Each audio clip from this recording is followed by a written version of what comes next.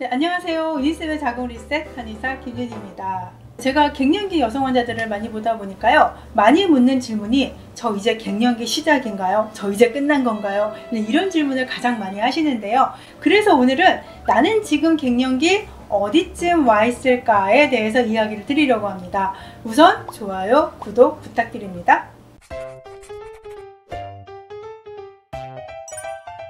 자, 이렇게 갱년기에 나타나는 증상을 보시면은요, 증상이 굉장히 많죠. 이런 증상을 어떤 사람은 가볍고 짧게 지나가게 되고요, 또 어떤 사람은 아주 심하게 그리고 길게 겪고 지나가기도 합니다. 네, 갱년기 증상이라는 것은 이 폐경을 기점으로 해서 폐경 전과 폐경 후에 이 폐경과 관련돼서 나타난 여러 증상들을 다 모두 이야기를 합니다. 자, 이 갱년기의 시작은 언제부터일까요? 폐경부터 아니고요, 폐경하기 4에서 5년 전부터 조금씩 시작이 되는데요. 자, 우선은 월경 이상이 나타나게 됩니다. 그래서 갑자기 월경을 자주 한다거나 중간에 소량 출혈을 보인다거나 아니면 한 달이나 두 달 건너뛰기도 하죠. 저는 이 시기의 여성들을 굉장히 많이 만났는데요.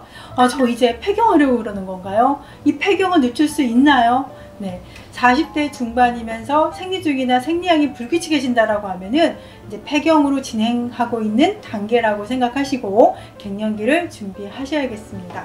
이 생리가 불규칙해지면서 함께 동반되는 증상이에요. 바로 자율신경 실조 증상입니다. 자, 이 증상은 보통 폐경 전후 5년 사이에 나타나게 됩니다. 자율신경 실조증이라고 하는 것은 교감신경과 부교감신경의 균형이 깨지면서 우리 몸의 항상성을 유지하지 못하고 또 조절 기능을 상실한 질환을 말하는데요. 얼굴에 홍조라든지 땀이 난다거나 또 등에서 뒷목, 머릿속, 얼굴, 앞가슴까지 열감이 느껴지고요. 또 심장이 두근두근하는 동계 증상, 그리고 어지러움증, 네, 갱년기 대표 증상이라고 할 수 있죠. 일상생활하기 너무 힘들고 그렇다고 호르몬제 복용하기는 부담스러울 때 한방치료를 위해서 저를 찾아오시는 것 같습니다.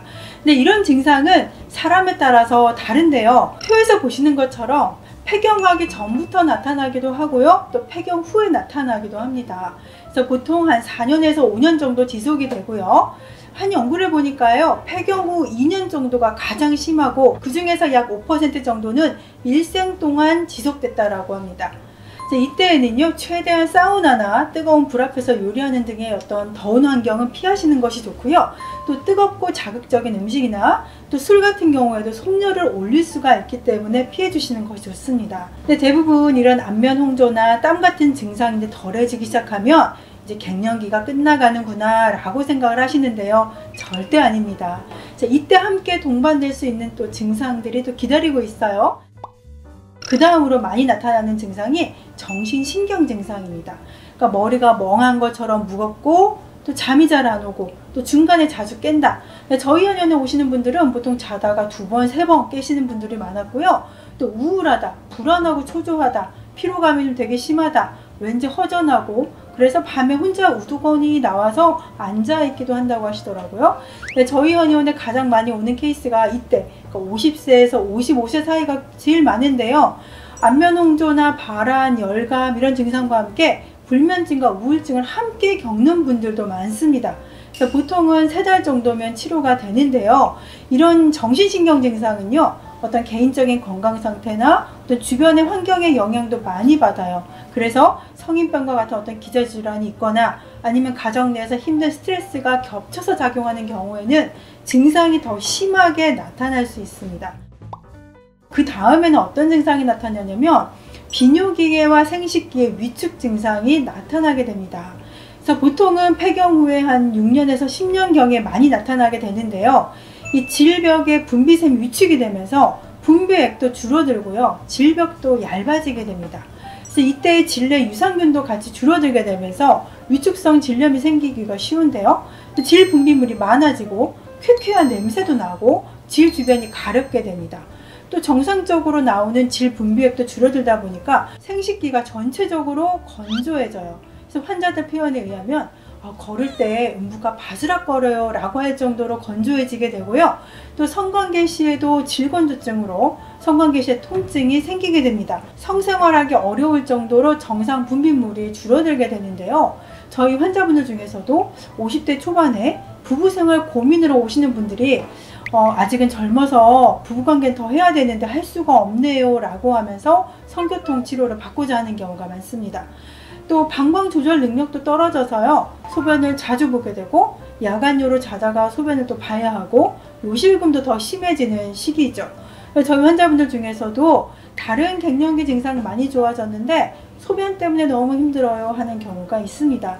대부분 50대 중반부터는 방광 문제로 고민이신 분들이 생기게 되죠. 이런 문제들이 잠잠해지면요, 이제 좀 살 것 같다 싶은데요, 이제 그 다음은 눈에 보이지 않는 조용한 질환들이 은밀히 진행이 되는 시기입니다.